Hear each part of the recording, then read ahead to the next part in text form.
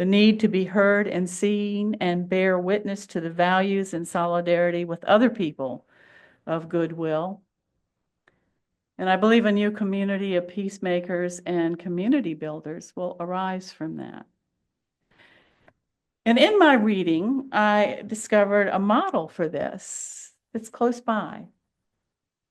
HART, H-A-R-T, the Historic Area Religions Together, which is a coalition of the various religious traditions, denominations, and communities in the city of Williamsburg, whose clergy have been meeting and working on this in the aftermath of the Unite the Right rally in Charlottesville. They have an annual Thanksgiving multi-faith service that has increased in size these past years, as well as providing programs throughout the year for all ages throughout the year to celebrate their common beliefs and learn about each other and how their faith helps them navigate the changes and challenges of these times. And from this, friendships have bloomed and a sense of gratitude prevails. That's why they've chosen Thanksgiving as the time to really go public and celebrate what they do.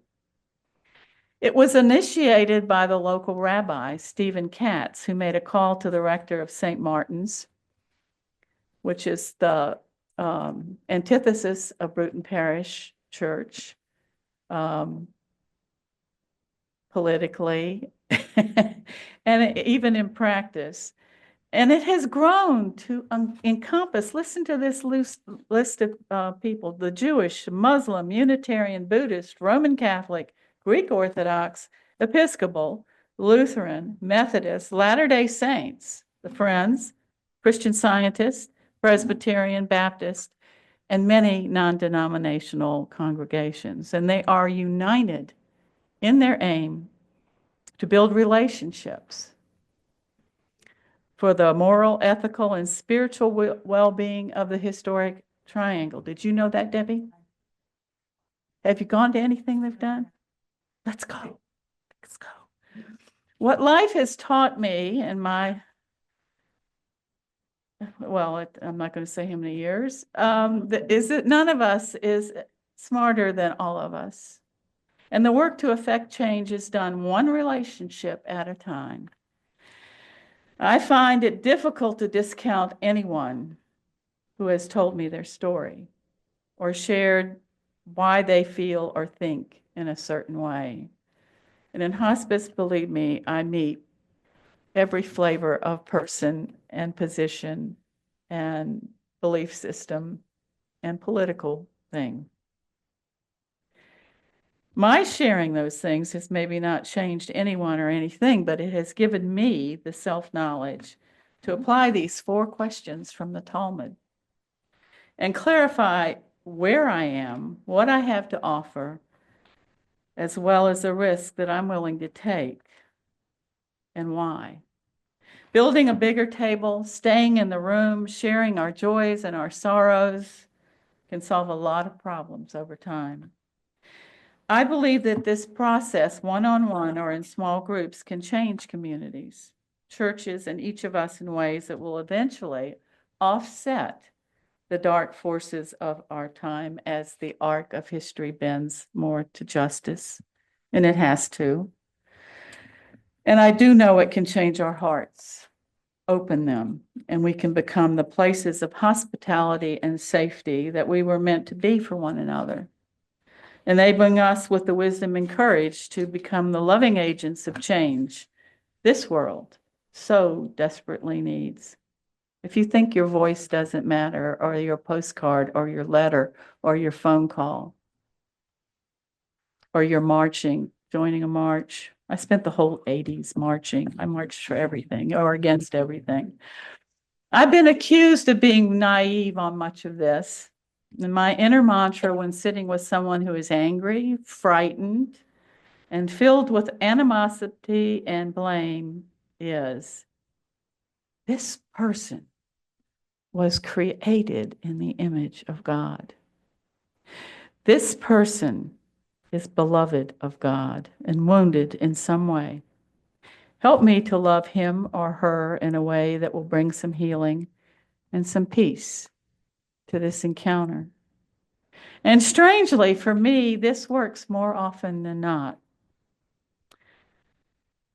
Because love is patient, love is kind, love is not envious or boastful or arrogant or rude. Love does not insist on its own way. It does not rejoice in wrongdoing, but rejoices in the truth.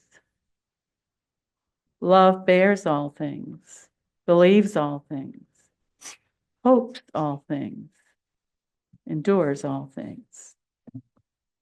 Love never ends. Let us pray. O Lord, you have taught us that without love, whatever we do is worth nothing.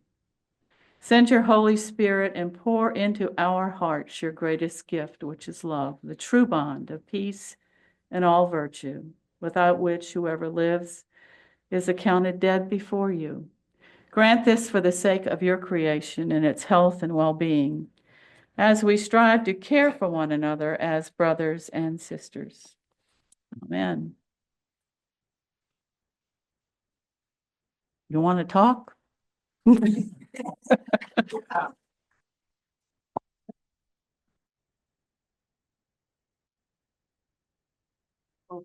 Oh, Bill Donahue here is going to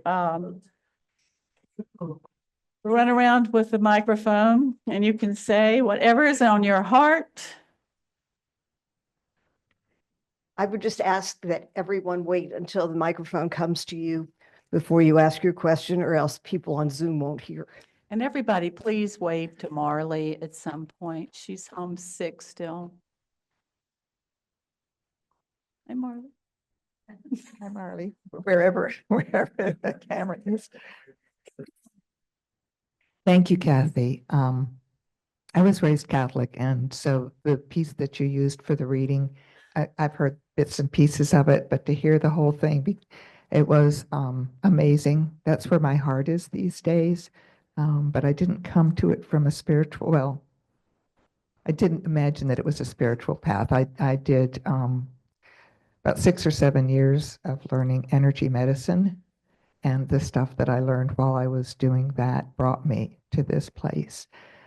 There was something there that I wanted to respond to directly, but it's gone. That happens a lot.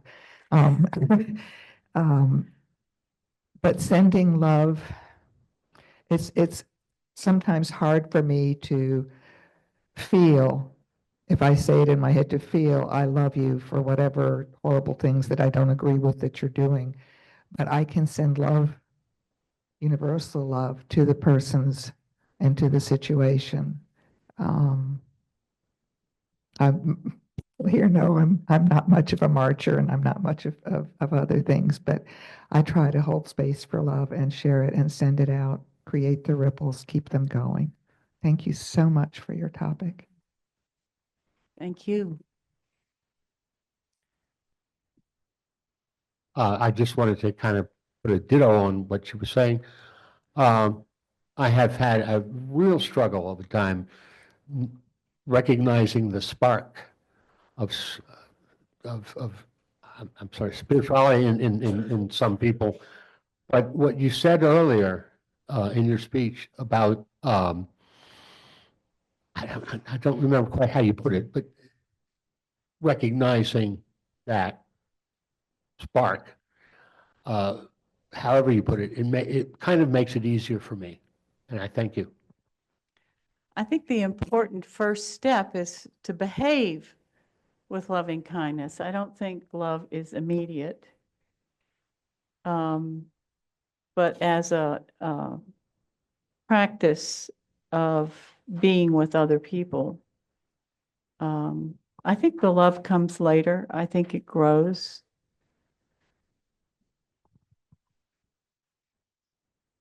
Thank you for your words. Of course, we're all at this stage of resistance right now, and resistance and acceptance are opposing forces, and acceptance is usually related to love, and resistance is related to the opposite of love. How do you resist oppression, with loving kindness? Well, it's the do justice part of the Micah quote, to love mercy and to do justice. I think, you know, I go back to the 60s to those young people in the streets who had so much dignity and restraint. I mean, I remember a Woolworths in downtown Newport News where some students from Hampton University came and were sitting at the lunch table, the lunch counter. That's before they took all the lunch counters out. And they were squirting mustard and ketchup on them as they sat, and nobody moved a muscle. And that to me was far more powerful than if they had gotten up and slugged somebody. You know, it was a silent statement. I have a right to be here. I'm a child of God and I'm hungry. I have a right to be here. Unfortunately, all those students were arrested. But still, again, the dignity with which they suffered that injustice was so powerful to me. I had never seen anything like it, particularly being from a military family.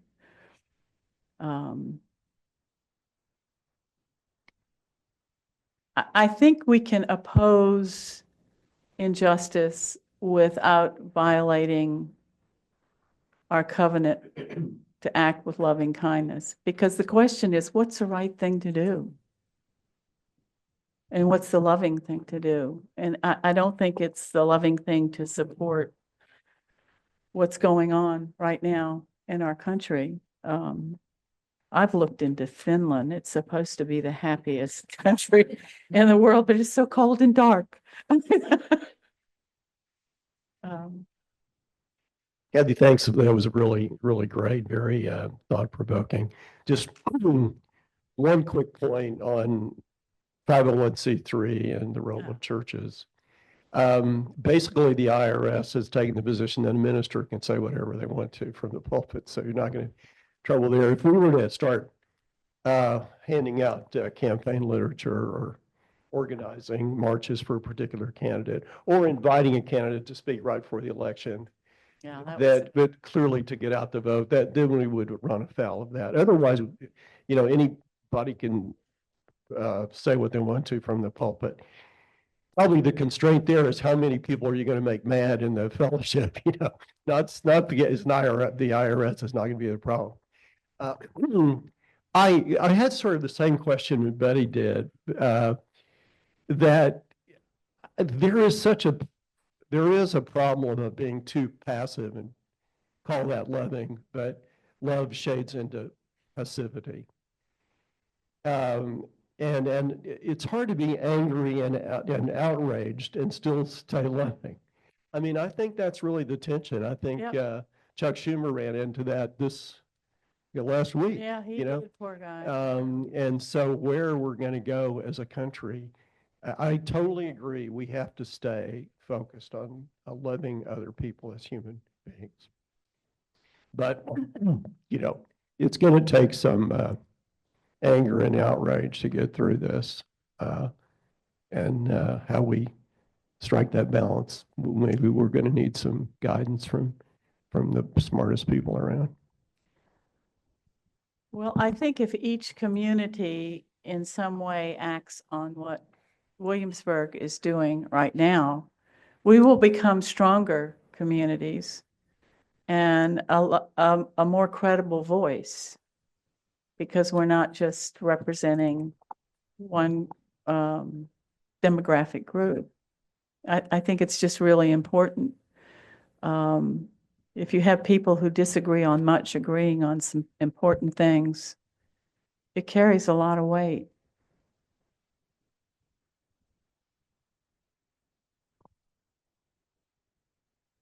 So, it's wonderful to have you here. I'm William. I met you at dinner. Oh, William. yes. So, th- we're in this time that is really challenging our minds, and we're relatively trapped up in our minds and associated with the thoughts. I think the we're in idea- shock. Yeah. I'm still in shock. And I'm going to see a Lakota shaman this afternoon. And the thing that I've learned from the Lakotas is that the biggest challenge for us is that 12-inch journey from head to heart. And when I think about the work of Anne Baring, who goes back to the very origins of life on this planet and looks at how ultimately, initially, we were all connected as one with everything. And then we moved into the moon era, the era of the feminine, where everything was divine. And then we moved into the sun era. And that sun era was that divinity came from above and had to be allocated. And so we have been in this very long period of time. And Ian McGilchrist, the master and the emissary, says it's the integration of the right and left hemisphere. This is what it's all about, is that this is the provocation which wakes us up from our complacency. The Toltecs Indians suggest that we're all drugged, busy doing the things to survive in life. And that happens when, again, the middle class is going away. It's like, and so in this busyness, with all of this going on, what can we do? Molly is in my neighborhood, and we have an island of sanity conversation. We're getting ready for our second one. We did the first one. And we just sent out a message to the 90 people in our community and saying we're having an island of sanity conversation. No, nothing about anything out of our community, but what do we want in our community?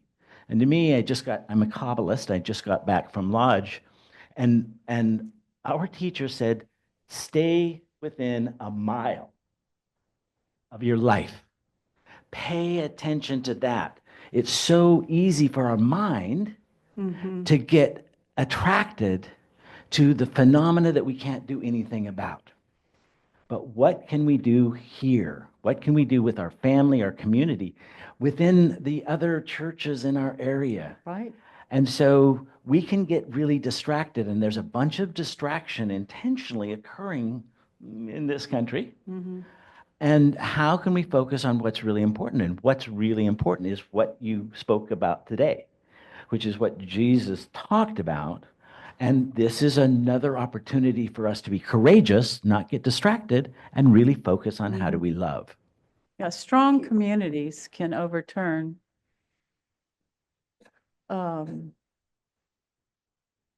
things that aren't working.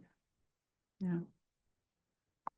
I think we do have to have acceptance on some things, but I also feel that we need to use our brain and we have to take from that acceptance action. There has to be action in whatever small way you want to do it. Like we're talking about the postcards. Yesterday was phenomenal when we marched for Ukraine. I mean, it was so uplifting. And I saw so many wonderful people that I hadn't seen in years that were just out there. So again, it's finding those little things that are going on that we can make happen in this rural community that then could go forward maybe to Richmond and maybe go to Washington, and, you know, we just get it out there. Well, you've got a So- super lobbyist here in Ruth Micklem. She can tell us where to go.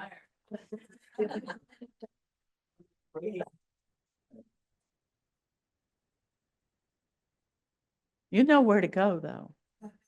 You can just draw us a map. So I struggle with the idea of generosity. I think that politically, we have been overly generous with people who oppose us, that we have contributed to being in the pickle that we're in. And so I don't know. I mean, I can be I believe respectful. there's truth in that. I can be respectful. I can express myself with dignity, but I think we have to be careful in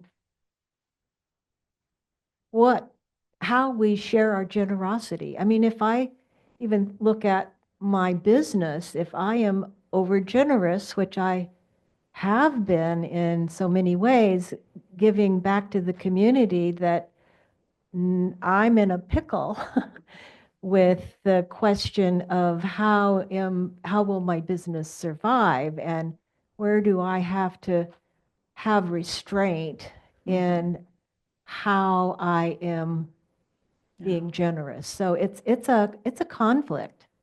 It is.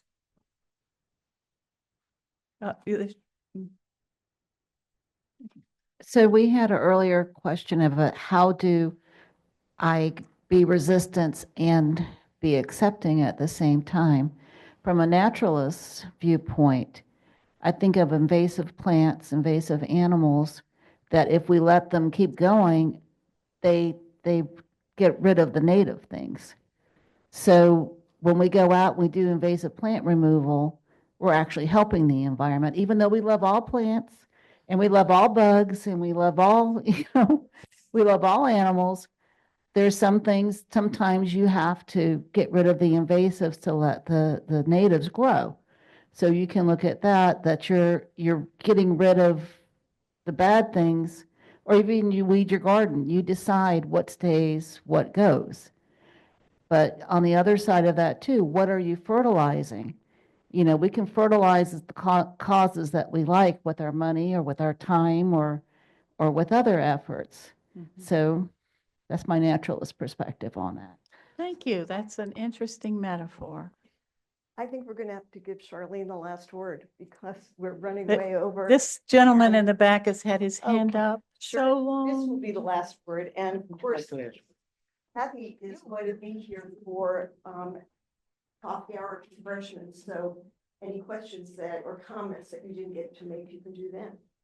Please go ahead. I feel the most prevailing word I heard a few moments ago was shock. We are in shock. And I realized it's not prudent to act when you're in shock. I also feel you need to act for self-preservation. Mhm. A moment ago, I think the reference was that a strong community coming together will prevail. I don't feel history shows that. I feel in history, strong communities were wiped out with genocide, and it's even continuing today. I want to come to the chase and just ask you a very simple question, I hope. I hope I have a simple answer. How do you love one who's oppressing you, who wants to destroy you? As simple as that. I can't find love for Donald Trump and all of his supporters who are trying to destroy everything and all of our values and our lives.